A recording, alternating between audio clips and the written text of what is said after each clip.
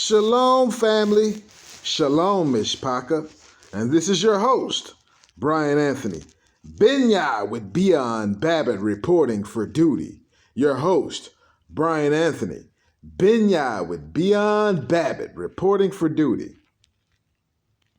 Well, guys, I'm going to go into today the Testament of Reuben. And you'll see why in just a minute. He's giving a lot of game here. He's giving up a lot of game here, a lot of instruction. We know he's the one who made the mistake. And we're going to be getting into these, the patriarchs, because they are Israel. We are Israel. These are our fathers. It's more than just Judah. I think that's the only one that existed. There were 12, actually 13. So this is one of the lost books, or the removed books, can we say? Let me see what it says here, actually. The Forgotten Books of Eden. That's what we have here, guys. But it's believable.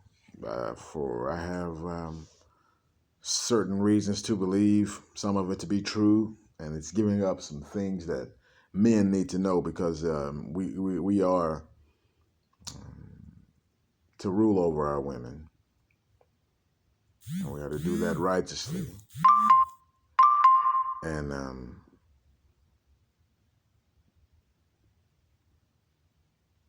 we know what happened in Genesis with Eve. We know what happened in the days of Noah in Genesis 6. We know about,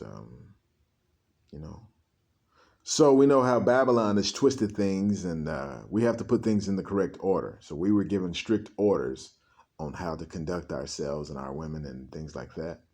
And we have to get back there. And the subtle things is what got us off track.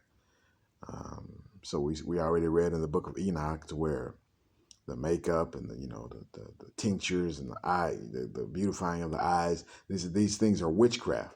And this is going to talk more about that, but this is some things that men need to know to build strength, to build relationship. The man needs to be the man of Yah, the king and the priest, the head of the household.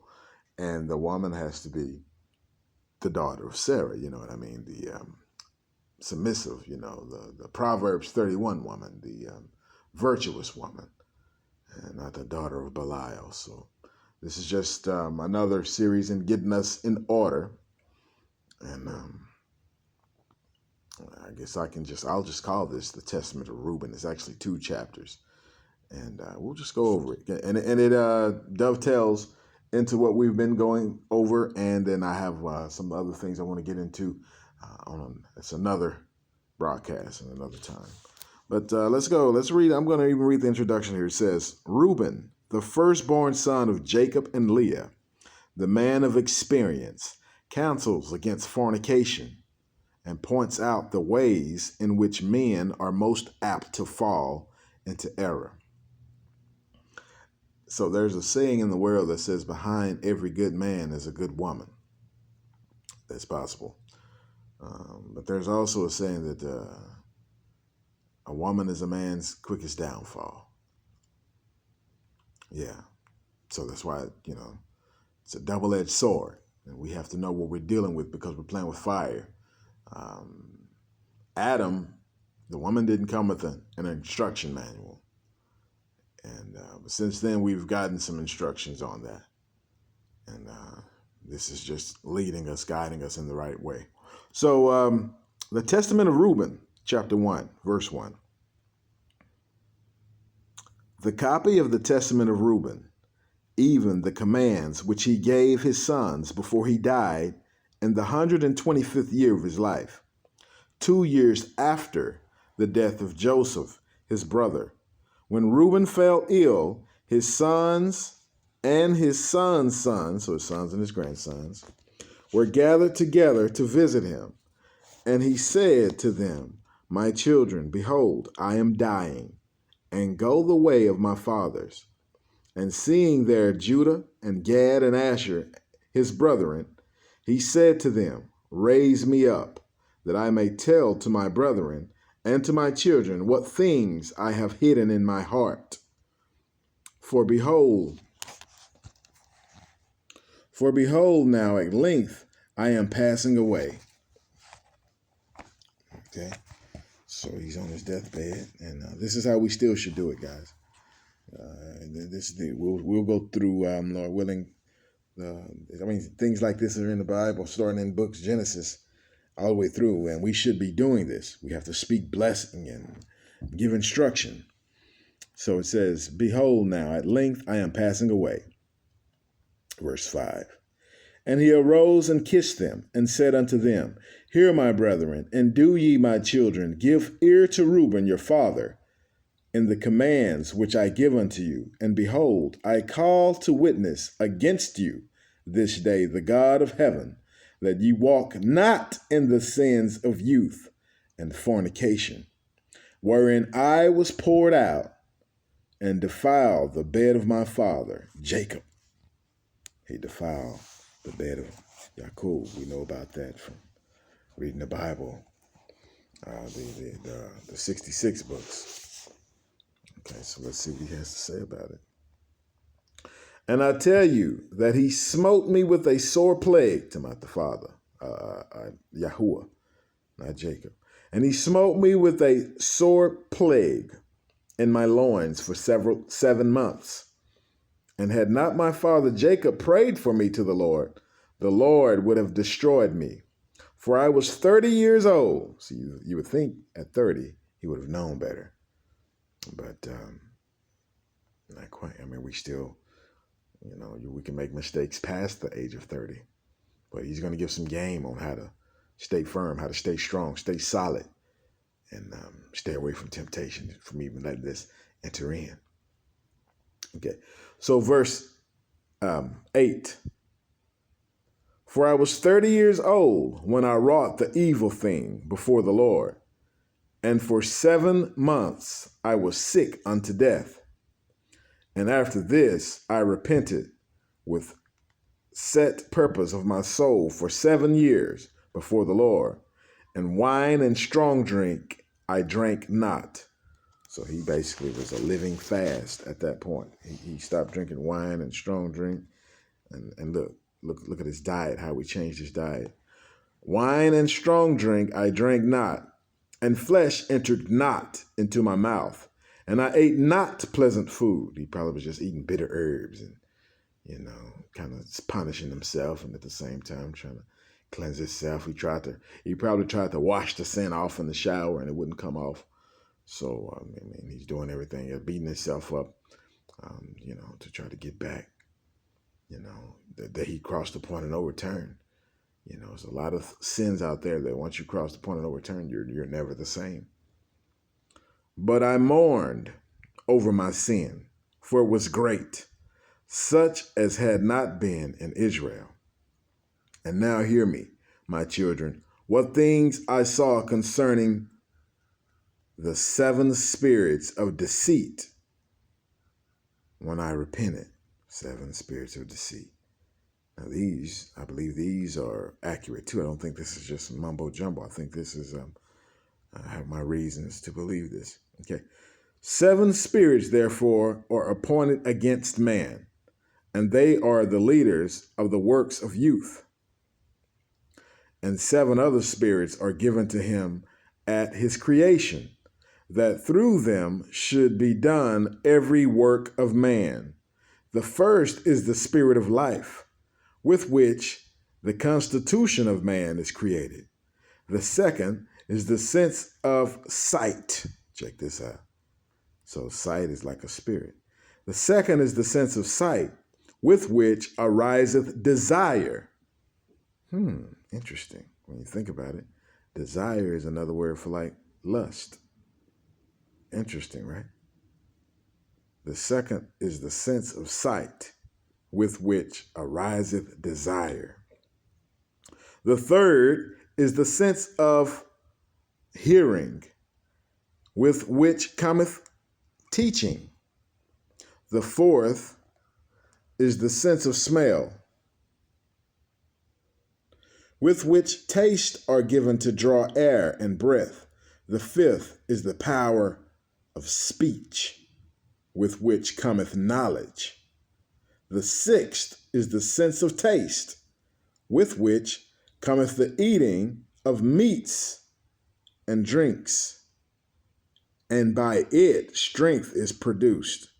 For in food is the foundation of strength. So there you go. Your diet. And it's talking about a physical strength. But then, the physical and the spiritual have a lot of things to do with each other. Remember, we discovered some foods that put lust in your body. And there are foods that take lust out of your body, that remove desire from your body. So we have to, that's why we have to find out who the Levites are. These are the things that the Levites were over. The food, the nutrition. They were the doctors, the Levites. And see, some people prayers are more powerful just because God made a covenant with the Levites to petition them before men. So Levites might have a powerful prayer before, the Holy Ghost come upon them. All of the tribes are significant. Verse 19. I'm sorry. Let's go to 18. Verse 18. The fifth is the power of speech, with which cometh knowledge. The sixth is the sense of taste, with which cometh the eating of meats and drinks, and by it strength is produced. For in food is the foundation of strength. 20. The seventh is the power of procreation, sexual energy. Sexual energy. Verse 20. The seventh is the power of procreation and sexual intercourse, with which, through love of pleasure, sins enter in.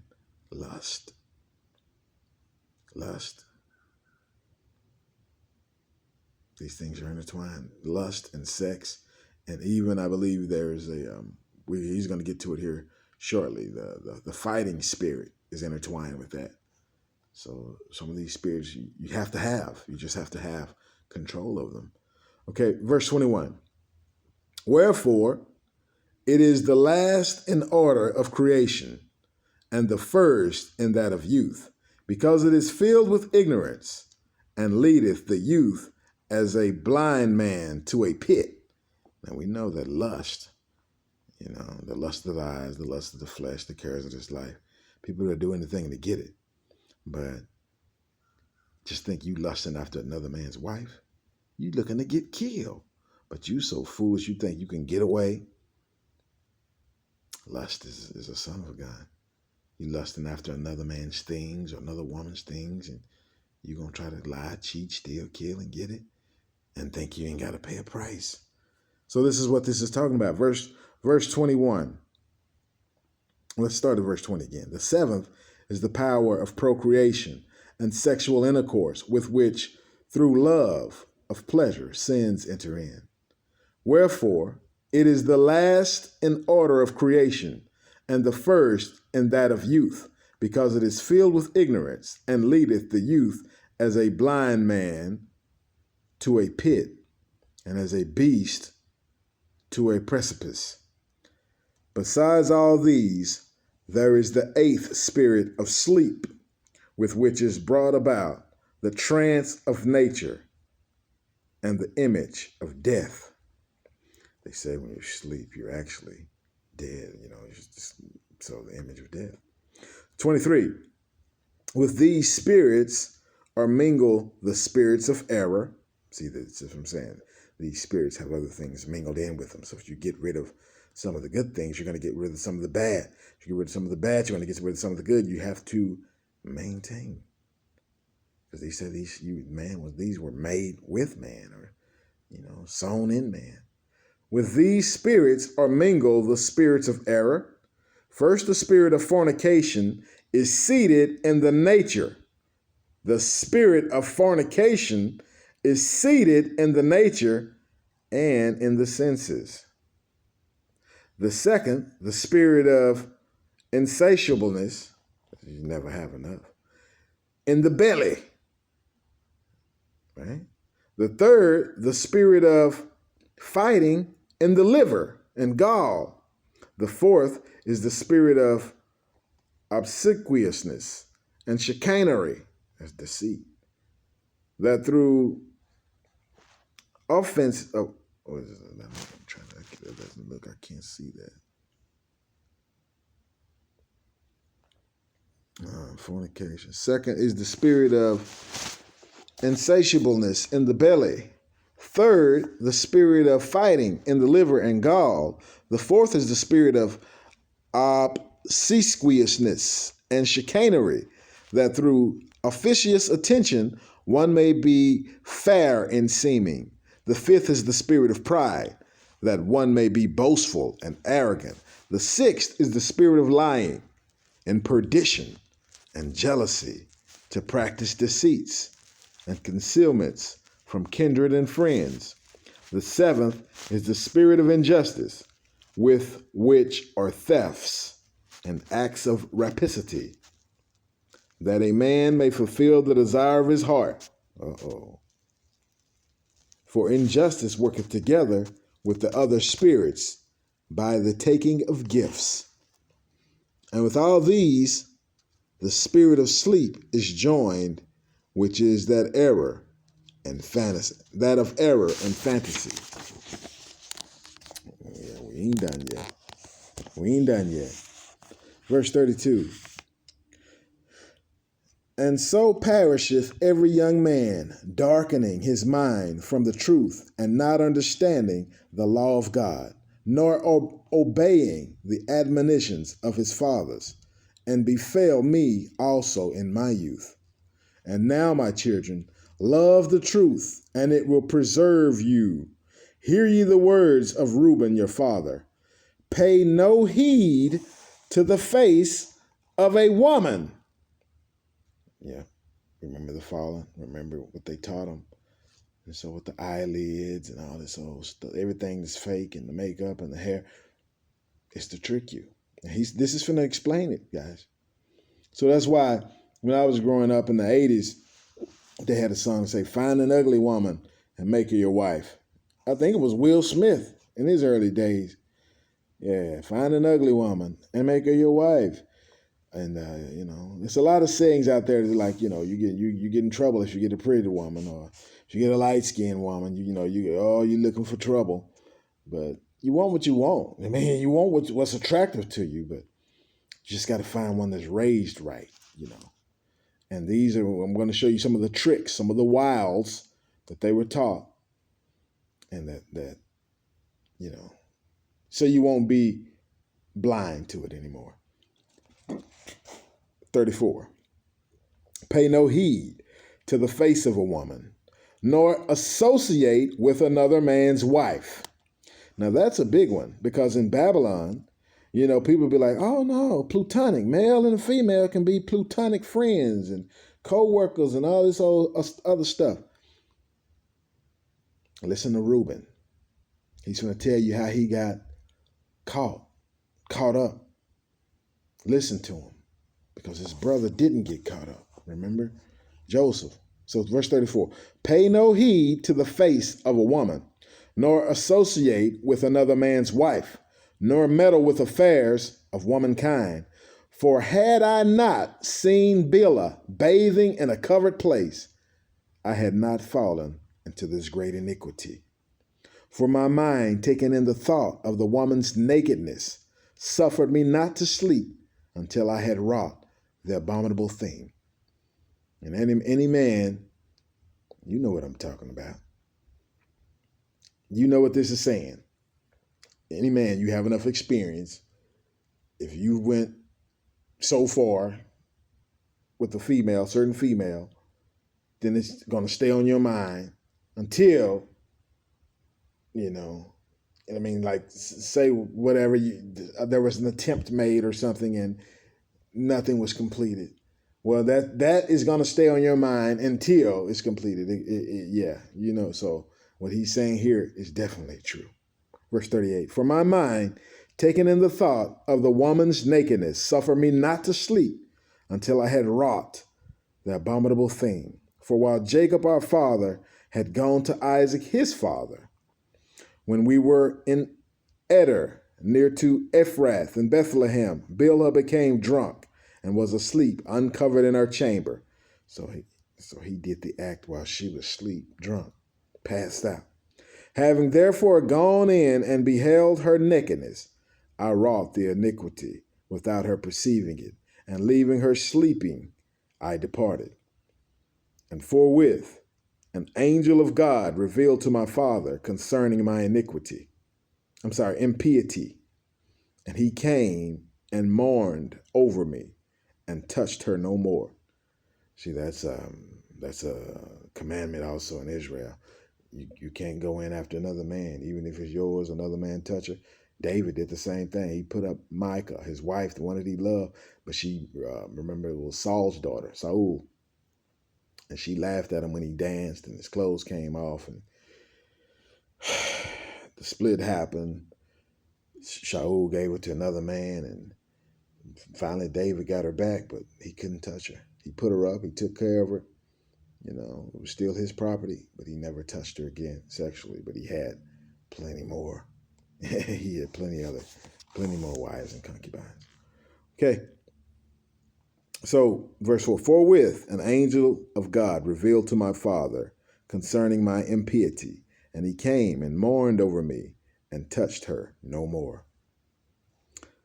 Okay, chapter 2, verse 1. Pay no heed, therefore, my children, to the beauty of women, nor set your mind on their affairs, but walk in singleness of heart, in the fear of the Lord, and expend labor on good works, and on study, and on your flocks, until the Lord give you a wife, whom he will, that ye suffer not as I did. So in other words, he's saying, get your money, get your business up, focus on your homesteading, focus on everything else. Don't chase these women. Now he's going to explain that. Verse 2. For until my father's death, I had not boldness to look in his face. Just think about that. All them years later, you couldn't even look him in the eye because you were still guilty. It changed him. Verse 2. For until my father's death, I had not boldness to look in his face or to speak to any of my brethren because of the reproach. Even until now, my conscience causeth me anguish on account of my impiety. And yet my father comforted me much and prayed for me unto the Lord, that the anger of the Lord might pass from me, even as the Lord showed. And thenceforth until now, I have been on my guard and sinned not. So that means he never did it again. But he said he'd been on his guard. So it's not by accident he didn't do it again. So he's going to tell you, what his weapons were, what he looked for, how to stay on guard, because he has children and grandchildren. So he had to get his own wife or wives or concubines or whatever. But this was just a mistake he had made with his dad's wife. But he never did it again. So let's look at it. So it says, and thenceforth, this is verse 5, and thenceforth until now, I have been on my guard and sinned not. Therefore, my children, I say unto you, observe all things whatsoever I command you, and ye shall not sin. For a pit unto the soul is the sin of fornication. Wow, see, it does things to you, especially when you know you're sinning. You're guilty, and then you walk around with it. But then you like the feelings, and you keep going back. And it's a pit unto the soul is the sin of fornication. Separating it from God. That's how you get separated from God. And bringing it near to idols, because it deceiveth the mind and understanding, and leadeth down young men to Hades before their time. So Hades is the grave. So Yeah, to put you in the grave before your time. One moment here. Okay, so verse 7 again, it says, "For a pit unto the soul is the sin of fornication, separating it from God and bringing it near to idols, because it deceiveth the mind and understanding, and leadeth down young men into Hades before the time," into the grave before the time. "For many hath fornication destroyed," and y'all know that to be the truth, "because through a man," "many has found fornication destroyed, because though a man be old, or noble, or rich, or poor, he bringeth reproach upon himself with the sons of men, and derision with Beliar." You don't want to be held in derision. "For ye heard regarding Joseph, how he guarded himself." See, he didn't sleep with that man's wife. She tried. Watch. "From a woman," he said, guarded himself from a woman, "and purged his thoughts." There you go. There goes the key. Purge the thoughts. Because if once the thought, even Paul said, once this sin is perceived, once it's conceived, then you're going to go through with the act. You got to get it out your mind. Renew your mind. Be ye transformed by the renewing your mind. "For a woman, and purged his thoughts from all fornication, and found favor in the sight of God and man." And he did, didn't he? Even in prison, he found favor. See, and it's because he was righteous. If he would have been in sin, he wouldn't have found that same favor. See, one thing leads to another. Every action has an equal and opposite reaction. Verse 10, "For the Egyptian woman did many things unto him, and summoned magicians, and offered him love potions, but the purpose of his soul admitted no evil desire." Not saying he didn't admit to it. He didn't allow it in. He didn't allow it in. He had a purpose. And he not messing around with that junk. You know what I'm saying? "Therefore, the God of your fathers delivered him from every evil and hidden death." You see what I'm saying? Fornication is a hidden death. Stuff will happen that you don't, you know what I'm saying? You always think you know better, you're going to get away and whatever. No, it's an evil and hidden death, traps. "For if fornication overcomes not your mind, neither can Beliar overcome you. For evil are women, my children, and since they have no power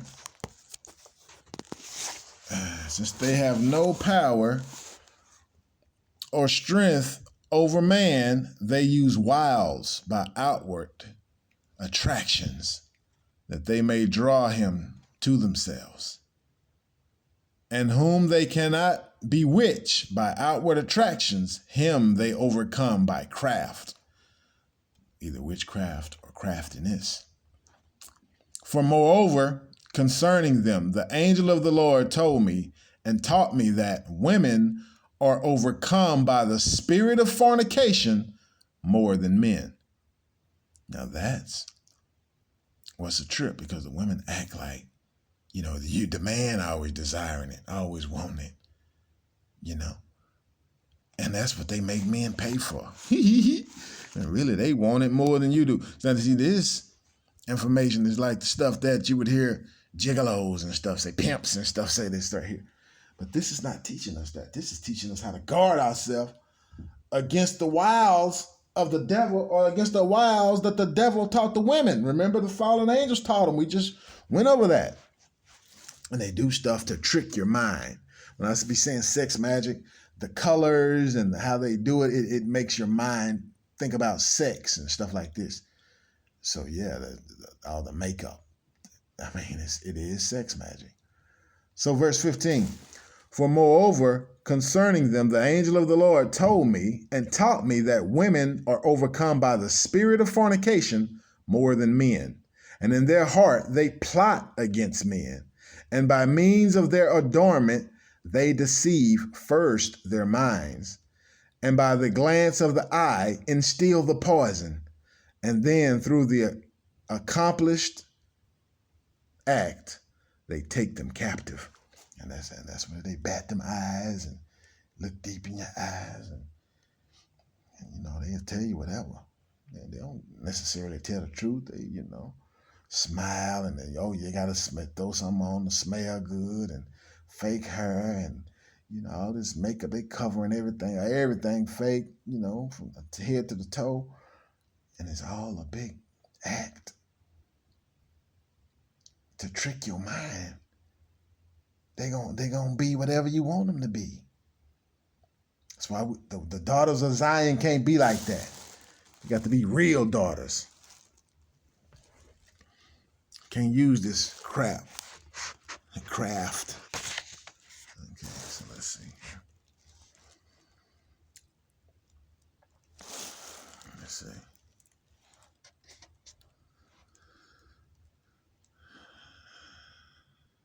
Okay, verse 15. For moreover, concerning them, the angel of the Lord told me and taught me that women are overcome by the spirit of fornication more than men, and in their heart they plot against men, and by means of their adornment they deceive first their minds, and by the glance of the eye instill the poison, and then through the accomplished act they take them captive. For a woman cannot force a man openly. See, it has to be deceit, cunning. For a woman cannot force a man openly, but by a harlot's bearing she beguiles him, she tricks him. She might even say I ain't never did this. She might do this every other day. Oh, I ain't never, it's all an act to get his desire up. 17. Flee, therefore, fornication, my children, and command your wives and your daughters that they adorn not their heads and faces to deceive the mind, because every woman who useth these wiles hath been reserved for eternal punishment. Whoa. Now you see why they took this book out? Because every woman in the church in there, look at what they look like. The ones up there supposed to be preaching and teaching, what they look like. Half naked, spandex, breasts hanging all out. And that's why they all got breast cancer. Makeup everywhere, fake everything. Perfume, you smell them before they get, as soon as they walk on the door. What, you serving God like that? I mean, shoot. Nah, you was a distraction. For a reserve for eternal punishment. Verse 18. For thus they allured the watchers who were before the flood. For as these continually beheld them, they lusted after them, and they conceived the act in their mind. There you go. You got to flush your mind. You got to renew your mind. Because once it get in there, once it's conceived, you got hell on your hands. For they changed themselves into the shape of men and appeared to them when they were with their husbands. And the women, lusting in their minds after their forms, gave birth to giants. For the watchers appeared to them as reaching even unto heaven. Beware, therefore, of fornication. And if you wish to be pure in mind, guard your senses from every woman. What's that? Your sight, your smell, your hearing. You can hear a woman's voice, man. Yeah, some women, that voice does something. You don't want to look at them, smell them, and hear them. You don't want to touch them. The skin sometimes is really soft. And especially if they're using all that sex magic, if they're trying to do it intentionally. Some of them naturally are just, that's a woman. That's how they made. But some of them overdo it with all the sex magic, man. And it's for a purpose. It's to allure. Verse 19. And the women, lusting in their minds after their forms, gave birth to giants. For the watchers appeared to them as reaching even unto heaven. Beware, therefore, of fornication. And if you wish to be pure in mind, guard your senses from every woman, and command the women likewise not to associate with men. Now, that strictly Plutonic mess, Are we just friends and all this other stuff? We ain't gonna even give the appearance of evil. Don't even open a door for that. That they also may be pure in mind for constant meetings, even though the ungodly deed be not wrought, or to them an irremediable disease, and to us a destruction of Beliar and an eternal reproach. So you keep meeting with them, hanging around them, being around them too much, it's going to happen. You know what I'm saying? And yeah, they know this. You know, men know this. If they're around a woman even who claims that she's not attracted to them, oh, you're around them enough? Sure, you get a little closer, because you'll get comfortable. You won't, even if you were repulsed by them. And the same way the woman, if a man around a woman, she ain't attractive, but that'll get cool with you. Oh man, shoot. Yeah. So this Reuben knows the game now. He never slipped up again. And he's trying to instruct. Okay. So verse 23. For in fornication there is neither understanding nor godliness, and all jealousy dwelleth in the lust thereof. That's why people get killed all the time over relationships. Jealousy. 24. Therefore, then I say unto you, ye will be jealous against the sons of Levi, and will seek to be exalted over them. But ye shall not be able, for God will avenge them, and ye shall die by an evil death. For to Levi God gave the sovereignty, and to Judah with him, and to me also, and to Dan and Joseph, that we should be for rulers. We know Judah was a ruler. We know Joseph because of Ephraim. We didn't know about these others. See, we got to look into this claim that Reuben is making. He threw Levi in the mix. Levi, he said, first at the top of the chain. For God will avenge them, and ye shall die by an evil death. For to Levi God gave the sovereignty, and to Judah with him, and to me also, and to Dan, and to Joseph, that we should be for rulers. We got to look into these promises of these tribes. These tribes are us, and we are more than just Judah, guys. Verse 26, therefore I commanded you to hearken to Levi, because he shall know the law of the Lord, and shall give ordinances for judgment, and shall sacrifice for all Israel unto the consummation of the times, as the anointed high priest of whom the Lord spake. I adjure you by God of heaven to do truth, each one unto his neighbor, and to entertain love, each one for his brother. Okay, we were talking about love way back then. Joshua, Paul, love plays a big part. See? And draw ye near to Levi in humbleness of heart, that ye may receive a blessing from his mouth. See, Levi has that power because of some of the promises that the covenants that he made eternally with Levi. So the Levites, we have to identify these people. For he shall bless Israel and Judah, because him has the Lord chosen to be king over all the nations. Ain't that something? For he shall bless Israel and Judah, because him hath the Lord chosen to be king over all the nation, and bow down before his seed. Now that's Yahshua.